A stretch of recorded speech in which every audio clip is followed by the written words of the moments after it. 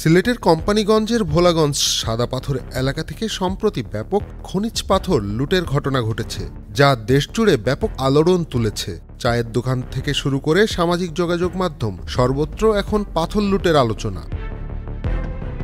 এমন বাস্তবতায় সামনে এসেছে খনিজ পাথরের অর্থমূল্যের বিষয়টি। কী পরিমাণ পাথর আমাদের প্রয়োজন পড়ে এবং তার জন্য গুনতে হয় কত টাকা।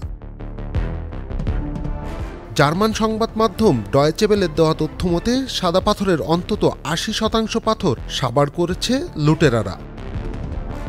জেলা প্রশাসনের তথ্য বলছে, ভোলাগঞ্জ এলাকা থেকে প্রায় ২ লাখ ঘনফুট সাদা পাথর অবৈধভাবে উত্তোলন করা হয়েছে, যার বাজার মূল্য আনুমানিক ২০০ থেকে ২৫০ কোটি টাকা। একই সময়ে লুট হয়েছে প্রায় ৬ লাখ ঘনফুট বালু, যার বাজার মূল্য প্রায় ২৪০ কোটি টাকা। লুট হওয়া এ পাথর উদ্ধারে সিলেট জেলা প্রশাসনের তত্ত্বাবধানে যৌথ অভিযান পরিচালনা করছে যৌথ বাহিনী, সঙ্গে যুক্ত রয়েছে সেনাবাহিনীও। ২০২২-২৩ অর্থবছর পর্যন্ত দেশের সার্বিক চাহিদার বিবেচনায় বার্ষিক পাথরের চাহিদা ছিল ২,১৬,০০,০০০ টন। এর মধ্যে রেলওয়ের পূর্বাঞ্চলের ২,৯৫৫ কিলোমিটার রেলপথ নির্মাণে প্রতি বছর ১ কোটি ঘনফুট পাথরের প্রয়োজন হতো। এছাড়া নদী শাসন ও অন্যান্য সরকারি উন্নয়ন প্রকল্পেও পাথরের চাহিদা রয়েছে। ১ টন পাথর আমদানিতে খরচ করতে হয় ৩২০০ টাকা। সেই হিসেবে প্রতি বছর আমাদের প্রায় ৭৫,০০০ কোটি টাকা বা $৬ বিলিয়ন বেশি অর্থমূল্যের খনিজ পাথরের প্রয়োজন পড়ে। যদিও সাম্প্রতিক বছরগুলোতে এ চাহিদা কিছুটা কমেছে।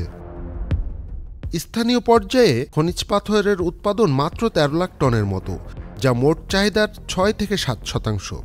অবশিষ্ট ২ কোটি টন পাথর আমদানি করা হয় মূলত ভুটান, ভারত ও আংশিকভাবে মেক্সিকো থেকে। বুড়িমারি স্থলবন্দর দিয়ে প্রতিদিন গড়ে ১০,০০০ টন পাথর আমদানি করা হয়। এছাড়া চট্টগ্রাম ও মোংলা সমুদ্র বন্দর দিয়েও উল্লেখযোগ্য পরিমাণে পাথর আসে।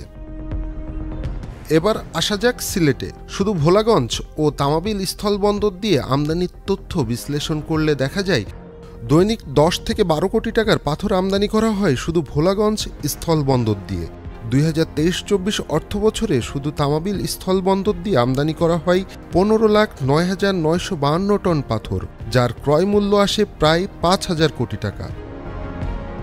মাহবুব Morshed, Channel I online. Bundle থাকলে প্রতি সেনমানিতে টাকা বাঁচবে। বিকাশ সেনমানি বান্ডেল কিনে জিতুন প্রতি লেনদেনে।